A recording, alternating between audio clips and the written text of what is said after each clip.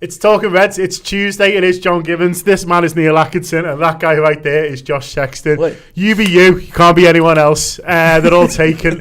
We are here coming live because breaking news: Liverpool have signed the goalkeeper. Sort of. He's staying where he is for now. He's not going to Bournemouth, which is a little bit surprising to Neil Atkinson. But I'll let him. Can't tell you his own level of shock in that. But he looks like he is on his way to Liverpool. Josh, you're with the man with the news. Mamardashvili, I've been practicing saying it. We think Giorgi or Giorgi. Yeah, so I've been doing the Giorgi thing, but that's just because I quite like saying Giorgi. So Okay. I don't know if there's any sort of credence in that at all, to be Well, honest. when he eventually turns up, we can ask him. But it does look like the news, the man with the news, your reaction. I've decided.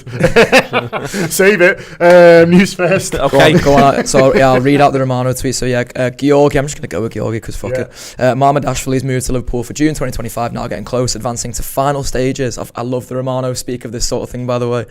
Liverpool and Valencia. He's got 3 more tweets in it. Exactly, yeah. He's say what you want about Romano. He can give himself some content. Liverpool and Valencia are in contact to agree on add-on structure, package over €30 million. Mamardashvili will stay at Valencia on loan 1 season. And he's quoted the source as Geo team, which I would say what you want. Georgia team sound like they know about Georgian footballers. So there you go. Reaction, Neil. You missed the hands on the face. I'm surprised he's not going to Bournemouth. It sounds like he didn't want to go to Bournemouth. Maybe he wants to go to Bournemouth next year, but wants to build up to Bournemouth. Might as well have a year in the sun if it is this idea that it's going to be at least 2 years on loan for him. I'd have thought someone would have asked him about the Bournemouth thing before it got this far along the line. But obviously they hadn't, so he's not going to Bournemouth. He's staying in Valencia. I wonder if that seems a little bit cheaper than it did 2 days ago, so I wonder if that's part of it, i.e. Liverpool aren't going to get a loan fee from Bournemouth, but Valencia get to keep use of the player, and everyone goes from there and feels relatively comfortable with that. I think it all just seems quite smart. I normally don't like buying people to loan. I think and I understand why football clubs do it and why you have to do it. But in this instance, I actually don't dislike it. I think it's smart. I don't particularly like it, and that it does absolutely nothing for me tomorrow. If you see what I mean, and that's in a very basic way. I like the footballers that you buy to get to watch them pretty soon as new toys and be excited about them, and you can't be really. And also, the other problem anyone would have, and he may well have at some point, is that he's also following the best goalkeeper of our lives. It's worth saying that as well. So, it's underwhelming in a number of senses, but that doesn't mean I don't think it's clever and worth doing. I think it's clever and worth doing, and I'm pleased they've done it. I think one of the reasons it's underwhelming is obviously it's the first big transfer of the season. It's the first team player, and we're not even going to get to see him. I think if it was an outfield player, I'd be like, come on, just throw him here. But with the goalkeeper situation as it is, I guess it does make a reasonable amount of sense. Josh? In a way, like I think if you'd have said to someone like what's the position of the least importance to recruit in the summer, they'd have probably said goalkeeper.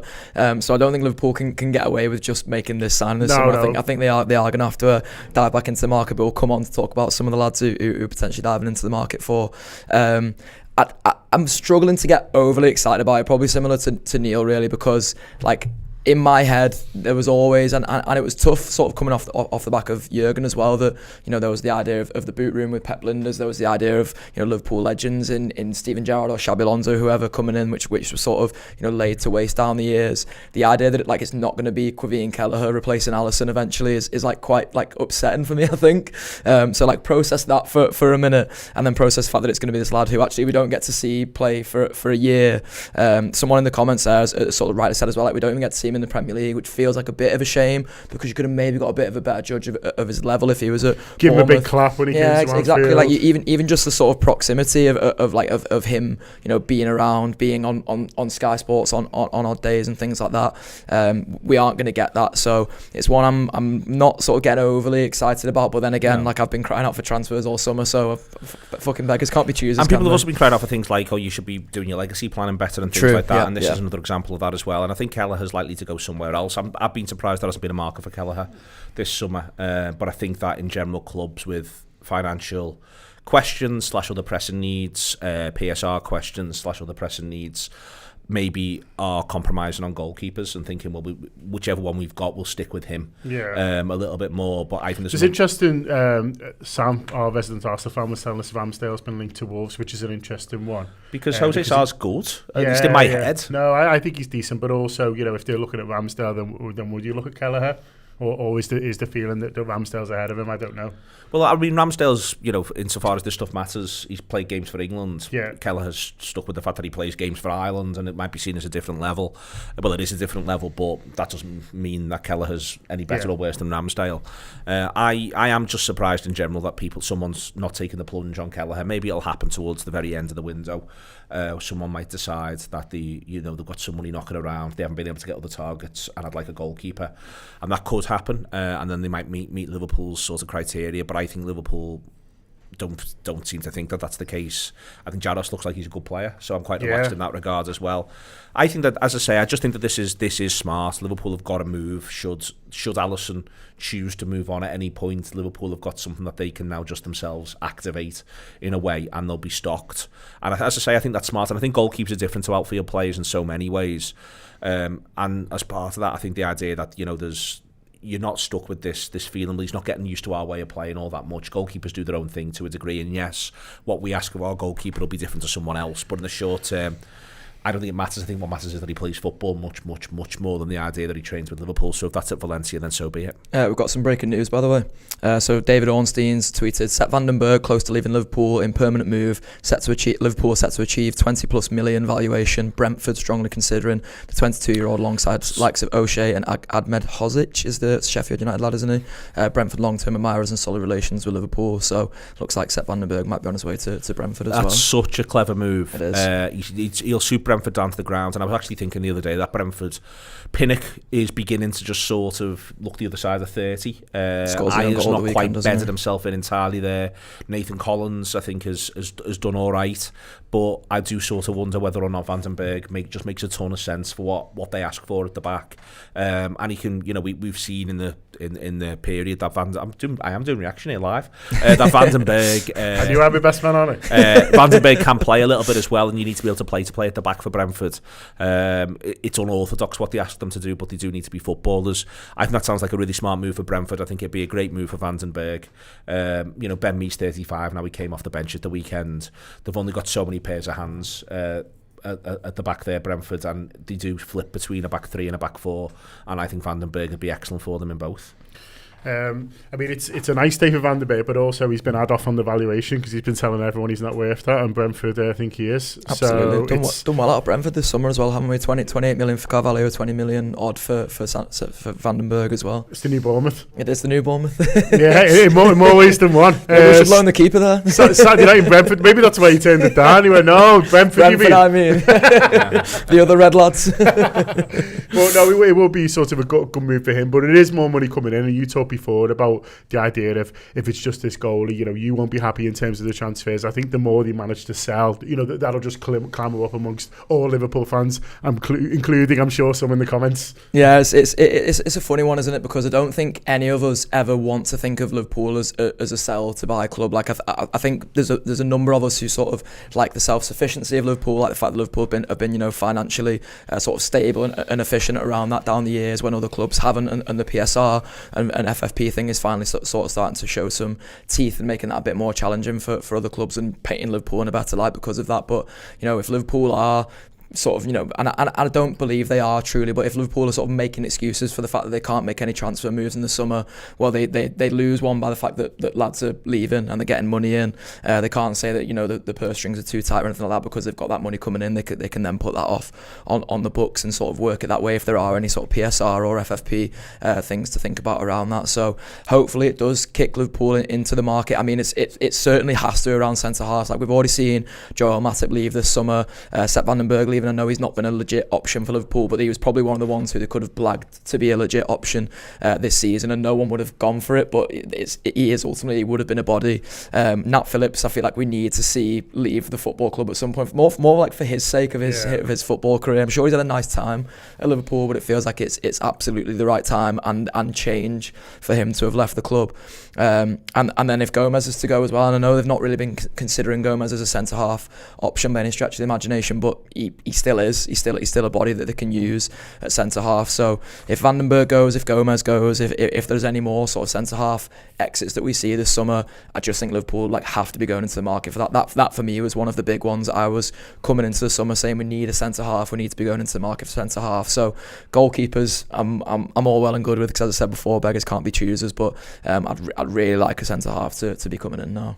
Well, listen, we're going to do a bit more focus on the centre-halves in a second. We're going to talk about Joe Gomez, and also interesting, David Ornstein again is linked us again this morning to Guehi, so we're going to talk a little bit about him. But first of all, I do want to give a huge shout out to NordVPN, who are partnering with us on this run of Talking Reds. So one of the reasons we're able to put out so much free content on YouTube at the moment is thanks a lot to NordVPN. And also, we're using them. Neil, I know, uses them as well, and it is a fantastic service. It gives you a lot of peace of mind in terms of internet security. If you're traveling a lot at the moment, you're logging into Wi-Fi's in slightly unusual situations, it does, that extra protection that NordVPN gives you does give you a lot of peace of mind. But one of the main reasons sports fans like it is this ability to change your virtual location with just a click of a button to appear in one country when you're actually in another, and allows you to access not just sporting events but any other streaming, any other TV shows, any other films that are available in that country. I know you've been watching a little bit of late night baseball. Yep, done that. I'm trying to get hold of Diarra from Detroit. If anyone wants to give me a tip as the smoothest way to watch that, that'd be great. By the way, in the comments, that'd be marvellous. Because people are talking it up, and I'm intrigued, and we like Detroit when we go, so I'd like to sort that out as a piece of television. You know what I mean? Just let me know. A wink's as good as a nod, and all that sort of stuff. What's it called, Neil? Diarra from Detroit. Diarra from Detroit. Yeah. So I want to check that out at the minute. It's had some quite intriguing little reviews. It's just on usual, I think, American network television as well. So that's something that is of use in the round if you do something like NordVPN, and I'm very glad to do it. And yeah, watched Cincinnati Reds the other night for at least half an hour of the baseball. Just sort of sat in front of the telly and doing some work, and thought, I'll watch some live sport. So that was useful and nice as well. I'm into it big time, and there's other ancillary benefits, and there's other things that you get reduced when you sign up for NordVPN on top of NordVPN as well, that protect you from other bits and pieces that I have also signed up to. There you go. So if you want to get stuck into all of that and loads more, there is loads more benefits, and they're all listed on the website. It's nordvpn.com/TAW, nordvpn.com/TAW. Do use that link, because obviously it helps us out, but obviously you get a really good deal as well. So it's a reduced amount. You get 4 months extra thrown in there as well, and you can use it on up to 10 devices. So you and your family, you can make sure you're covered on whatever it is that you are taking away with you. So moving on to the centre halves then, Josh. I mean, you might have some more breaking news for me, but it is interesting that what you've just said there, to sort of start on that, really, because Joe Gomez, there was a bit of talk that he is available for transfer sort of at the right price, and as you said there, that they maybe could have blagged, if that's a better way. We like Sepp van den Berg, he could be sort of our fourth choice moving forward. It does need to remember that the neither of them even make the bench, at the weekend, and that's a live thing for a lot of clubs, not least Chelsea. At the moment, we haven't quite got their problems, of course, but you do need to find sort of games for these people. But that said, if Gomez does go, if Sepp van den Berg, it looks like sort of is going, you'd fully expect them to be in the mark for the defender, not just can they afford it, but also at some point during the season they will need it. Absolutely, and I don't think they need to be having any concerns about game time. I think you've seen that from the last few seasons, really, and Jurgen Klopp spoke from the minute he first come in that he doesn't like to play with bloated squads. He doesn't like it because of that balance of keeping players happy, and it's maybe a bit of a sort of early assumption, but I almost don't feel like Slot will be the same way of that. Like even just the way he came out and quite like ruthlessly talked about Kwanzaa and his sort of errors at the weekend, I can imagine him being much more of I don't mind working with all these players because I can see what works best for me, and especially in the early stage of his sort of Liverpool managerial career as well, I could understand that being a positive to him, sort of being able to figure out this system a bit more and figure out what works for it. So I think there clearly is a centre half market. Like I think that's been proven this summer, and listen, it's it's probably inflated when you look at the fees that lads like Lenny Yoro and stuff are going for, and then he's obviously coming to United and been immediately injured for 3 months. But there are centre halves on the market there. If 45 million was what they were probably going to be able to reach from Newcastle for Joe Gomez, then it feels like you can probably get something close to that from somebody else as well. It doesn't have to necessarily be involved in the Anthony Gordon swap deal, although we all do still want Anthony Gordon to come to the club. So I feel like Liverpool can go and do something in that position this summer, and need to, really, because we've said it before in the past that, you know, we can make X work there, we can do this, but then the minute you have one or two injuries in that position, Liverpool have been absolutely goosed there in the past. So I don't want to be in that scenario again, and I'd rather leave Slot to figure out what that balance looks like, because I don't have to worry about it. Well, he's played 7 defenders already. Nearly, he's only had 1 game, so he does look like he's going to sort of use them. And, you know, just one injury there, you know, sort of, you know, you're having to put another one on the bench, and I think it'd make us all feel a little better if it was one that we recognised had a long-term future at the club. Yeah, I think he might be looking for someone who he's comfortable playing left-sided of the 2 centre-backs. So it wouldn't surprise me if Gomez does go. What Liverpool replace with is someone who's played that left-sided position pretty consistently, and Slot likes what he does, especially with the ball. I think with the ball is going to be a constant refrain when we're thinking about how he's going to recruit. I think we want to think about being against the ball, and you think that at centre-back, but looking at how Van Dijk was using the ball, especially second half against Ipswich and what we've seen in pre-season, I think he's going to want the idea if you can have players there who can really send it long, punch it through the lines, but also play over the top as well. And I think he'll not want the idea if he hasn't got Van Dijk or chooses to rest Van Dijk, the idea that he loses that option. I don't think he's going to want that at all. I think he wants to be able to play that way. I don't know if he does want a big squad. I think it's worth saying his Feyenoord side, only 17 players played more than 900 minutes in the Dutch league last season. So 900 minutes is approximately 10 games, and 2 of those were goalkeepers. You know, I think it's, I think, and to the Klopp point on the bloated squad, you know, I think that, I'm not saying I agree with this, and I'm finding it a little bit difficult at the minute by virtue of trying to talk about what Liverpool are doing makes people think that you agree with it. I think that I'd like Liverpool to go into the season with 9 defenders. I don't think Slot wants 9 defenders necessarily. I think your point that he has played with 7 is a good one, but I think there's a confidence they're going to get more fitness out of the existing players for a couple of different reasons. I don't know about that, not least because we haven't had the lived reality of the way the whole fixture list is going to work yet. Also, the manager himself hasn't got the lived reality of going through a season in this country. But the manager gets to be the manager, or the head coach gets to be the head coach, but he is advised by people and he does work with people. And I'd like Liverpool to go into the season with 9 defenders. I'd like them to go into the season with 7 lads who you'd classify as midfielders for what we've seen so far. So I include Elliott in that bracket, and I don't include him in the next bracket. I'd like Liverpool to go into the season with 6 forwards, 3 goalkeepers, and that's the way I'd like the squad to be. As it stands, Liverpool have got 6 midfielders. They've got, as it stands, if Vandenberg goes, 8 defenders, and if Gomez goes, that becomes 7, and they've got 5 forwards. I'd like Liverpool to be adding one in all 3 of those areas, but as I say, it would not surprise me if the manager thinks, at least in a couple of those areas, I feel as though I'd then be overstocked. It's worth also saying that if you've got 3 goalkeepers, one of them's on the bench, so you've got 8 places left on the bench, and what I've just described there is 9, plus 7 is 16, plus 6 on top of that then is 22, and there's only 8 spots, so 3 aren't travelling when you're going away from home. And that's where I think there's one thing not to be in the 11. It's one thing not to be used off the bench, but it's another thing entirely not to be on benches. The flip side of that is what we're used to from the last however many seasons, with the possible exception of 21-22, for a lot of the time, is we're just used to a lot of injuries. So in our head, we're probably saying, well, if you've got 22, 8 at outfield, you're probably going to still have a couple of kids on there. Trey Ioni's in that number. Yeah. And I think Slot will be thinking, no, he's not. I'll be fine. And this is where there is a conflict, and it may well be that, you know, I'm really excited by the new manager. I think he's going to be brilliant. I'm really pleased with what we've seen so far, both in pre-season and what we saw second half against Ipswich. It is just possible, though, that it gets to February and he's given a press conference and there is a little bit of, I probably could have done with another couple of players.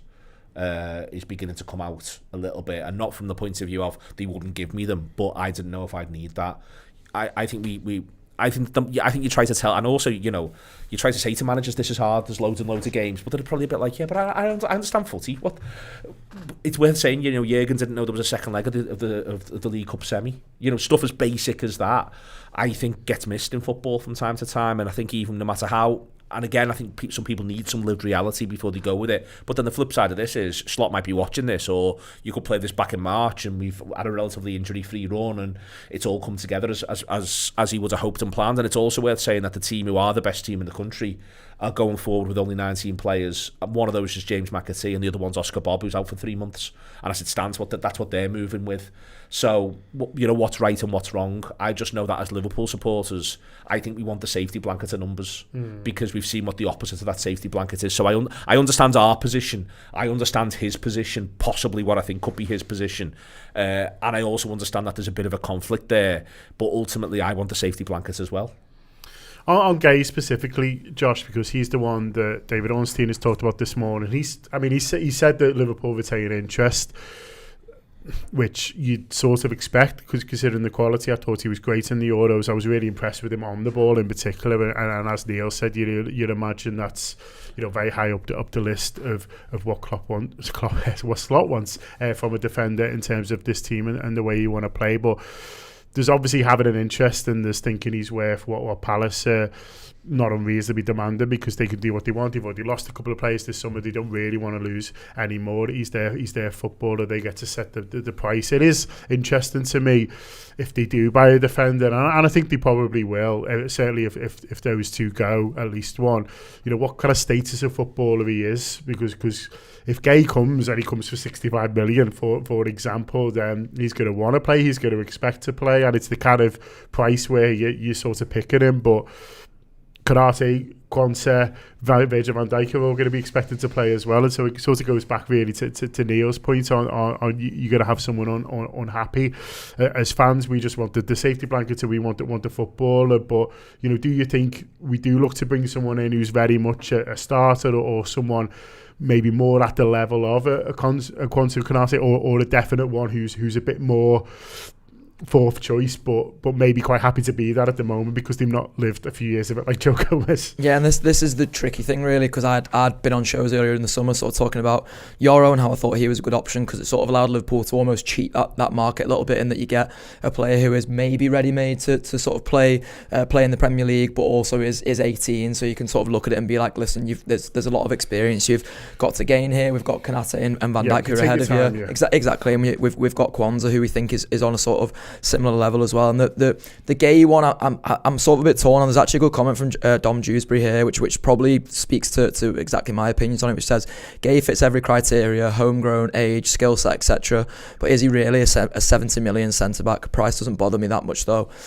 I sort of fall in this where I'm like, it's not my money to spend ultimately, so I don't really care what Liverpool go out and pay. But then I'm also looking across the market and being like, so there's someone saying about Branthwaite there. I'm quite sold on the Branthwaite one for the needle perspective, but also like if he's the same price as Guehi this summer, if you imagine, and listen, I don't believe Everton would sell him to us unless they absolutely had to. But if he was, I think Branthwaite's probably a level ahead of Guehi for me, and that's even considering the fact that Guehi was the starting centre half at the Euros, and Branthwaite I don't think made the squad in the end, did he? Yeah, well, I think this is the most expensive Guehi is ever going to be this summer because of everything that's sort of what's happened. Whereas Branthwaite, I think, depending on the sort of contract situation and sort of things like that, might end up sort of going up. And so Liverpool haven't necessarily, gone into that market and paid that when they've expected that, when they've anticipated or thought that the prices maybe been inflated a little bit based on the back of this. But another one for me I wanted to ask you about, Neil, is it Inacio, because he's come up a couple of times on different shows that we've done. There is a release clause there. It doesn't seem that steep, but no one's took the jump, which is quite interesting to me. He's just gone the other side of Liverpool's 170 appearances this week. He's gone to 171. That'd be bad if that's what they were waiting for. 171 he's now on. Haven't played for Sporting this week. 11 appearances for Portugal as well. I think he's the one Liverpool are going to sign. Do you? Yeah, I think he is. Josh Williams made an excellent point on Gutter about, since, if you go all the way back to the arrival of Klopp and Edwards' involvement there, all the Liverpool centre-back signings have been really physically imposing, and Guehi and Inacio aren't. But what Inacio is an exceptional passer of the ball from the back, and that's what Sporting had him doing. He actually got a couple of games in midfield. There's this idea he's played left back. I think he's played left back once in his 170 appearances. But you never know the way Liverpool are playing it. They might have a conversation with him or feel as though it's something he could do if he was to move, and that could give them that option. I'm not so sure about that. But I think the idea of having sort of 12 months of him being a more junior option, getting to know the country, getting to know the league, using him at certain times in in certain games, I don't think is mad. Also moving him from the idea that he's been playing with a 3 into playing in a 4, I don't think that's mad either. So I think the idea it wouldn't be the same as Guehi, where I think there is an onus to play him. If you're going to buy him and buy him at that price, and there's an onus to play him from, not every game, but more games than not from week 1. I think Inacio, it could be a bit more of a journey in there for Liverpool, a bit of coaching involved and all of that sort of stuff. There's talk that the Sporting now might be interested in taking less than the release clause, which could be interesting to Liverpool. But I think he is. I think he needs to move anyway. I think he's now done. He's won 2 league titles with Sporting now. He's done 4 seasons of playing a lot of games there. I think at some point footballers themselves, they need to move on. The one who I'd love to get is Branthwaite, because I think he is physically imposing. I think he is 6'5". He's not as quick as Virgil, but I think we're going to have to compromise on the idea of Virgil. I think there's a reason why there's a strong argument he could be the greatest centre-half ever to play the game. You're not going to buy the second greatest centre-half to ever play the game. So I think that, Branthwaite, I think, is relatively quick across the ground. Looks like he's got a really good temperament. Looks like he can pass the ball a bit. I think Inacio, in terms of passing the ball, is a different option. I think he's got some pace, but he is only 6'1", 6'2". He's not Virgil, and he won't be used to what Virgil's used to. But it might be that there are games where, it's a direction of travel point. And I if you're asking me, I'm not saying it's odds on, but if you're asking me to put my chips on one sign and Liverpool make between now and the end of and the 31st of August, that's not the goalkeeper. I think the smart money's in Inacio. Listen, let Josh know in the comments where you've put your chips. I am really interested to know who you think Liverpool will get, or if you want to throw any names into the hat of anyone that you do want to get. But in the meantime, while I give you a few minutes to do that, I just want to say that there's loads more transfer activity, of course, across the Anfield Wrap app at the moment. Neil's just mentioned the Gutter Show that was filmed and recorded this morning, so you can enjoy that, subscribers, as audio or video. There was also a Trends that you did before that's out in the morning. What's really that about? Good. It is about first and foremost just the game against Ipswich, and then I'm using, because I've got Josh and he's great, the second part to discuss things that come up in the Premier League. Now there's only been one game, so the idea of a trend's a little bit difficult. So instead we're looking at whether or not Jordan Pickford's got a weakness in his game, going all the way back to 2018. I'll tell you what, I'm going to get stuck into that. Absolutely. We've got an AFQ football. Bit of sauce for you there. AFQ football being recorded later as well. 10 topics, 10 minutes that Josh and Neil are going to do, I think, in a second. It is all going on at the moment. There'll be extra transfer stuff going on Thursday as well. I'm doing a talking transfers for video subscribers with Paul Gust, and also there'll be another gutter going out for free on Thursday. So absolutely loads. There's probably stuff I've forgotten. Oh, Ian Graham, you did that. It's out tomorrow. Out for free. You can listen to that anywhere you get your podcast from, with Ian Graham, out tomorrow for free. Really, really good. Different to what everyone else has done, because I'm not that interested in that stuff. Fakir, who's bothered? Come on, get a grip, lads. Move on. That's what he said to him. No, I'm sure it wasn't. I'm really looking forward to listening to that. So listen, loads of great stuff going on. He's great, by the way. The book's boss, by the book. Yeah, I'm looking forward to reading it as well. But download the Anfield app. You get tokens. You can listen to the free stuff on there, but we'd love you to subscribe. It's going to be a really exciting season. I'm really looking forward to it. Champions League football as well to look forward to. So loads of great reasons to share the journey with us. But any other comments, Josh, before we go? There's a bit of sort of mixed reaction to Guehi, which I think is to be expected. A couple of comments about his height as well, which I'm sure Neil will be all for. Rashid saying, ask Neil if Guehi is big enough to be our centre back. I think the answer from Neil is no to that. No, I think but Inacio's probably not either. Yeah. But as I say, I think they're going to have to compromise on something with the next centre-half purchase. Yep, and there's a bit of agreement about Branthwaite, just in terms of boiling Everton piss. Ellie Dazowski has my favourite comment though, which says Branthwaite would vaporise piss, let alone boil it, and I'm absolutely all for that. There you are. What I don't know, you don't get that on Top Trumps, do you? It's like a superpower. Yeah, vaporising ability. 100 for Branthwaite. There we are. Why would you want to sign anyone else? Huge thanks to NordVPN again. Do check them out at nordvpn.com/TAW. Obviously to Josh and Neil as well. Jordan and Sam, who've been making things happen over there. Have a lovely rest of your day. Up to heads. Bring your digital life to a whole new level with NordVPN. Choose the fastest VPN on the planet and explore the internet without interruption.